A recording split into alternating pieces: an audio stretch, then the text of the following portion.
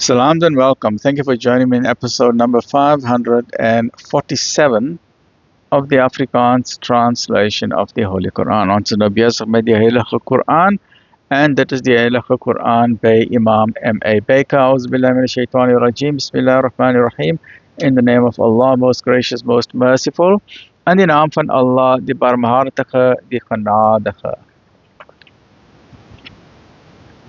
Episode 547, chapter 71, hoofstuk 71, Noah, the prophet Noah, surah 71, Nuh alayhi salam. Hoofstuk, afdeling 1, Noah preek. In die naam van Allah, die barmhartige, die genadige. Sekerlik het ons Noah na sy volk gestuur en gesê, waarsku u volk voordat 'n smartelike straf oor hulle kom. Hy het gesê, o my volk, ek is 'n duidelike waarskuwer vir julle. Aanbid daarom Allah en kom julle plig teenoor hom na en gehoorsaam my. Hy sal julle sonde vergewe en julle uitstel verleen vir 'n vasgestelde tydperk. Die tydperk van Allah kan nie verleng word wanneer dit verby is nie, as julle dit maar besef. Hy het gesê, my Heer, ek het my volk nag en dag geroep, maar my geroep het slegs hul afkeer laat toeneem. En telkens wanneer ek hulle roep, sodat u hulle kan vergewe, steek hulle hul vingers in die ore en maak hulself met hul klere toe, volhard in ongeloof en handel uitermate boos.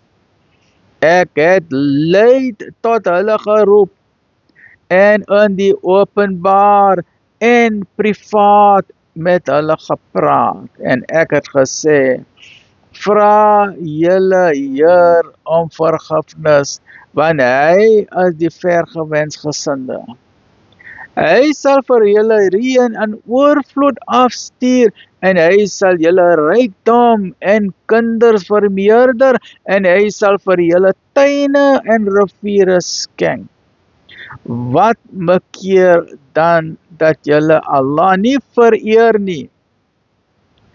En hy het julle deur verskillende stadiums heen geskape. Sien julle dan nie hoe eenders Allah die 7 hemele geskape het nie? En die maan daarin as 'n lig geplaas, en die son vir 'n stralende lamp gemaak het nie?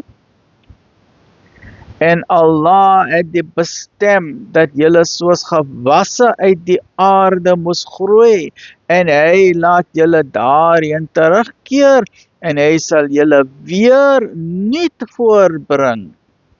En Allah het die aarde vir julle wyd uitgesprei, sodat julle die breë weë daarvan mag deurkry, né?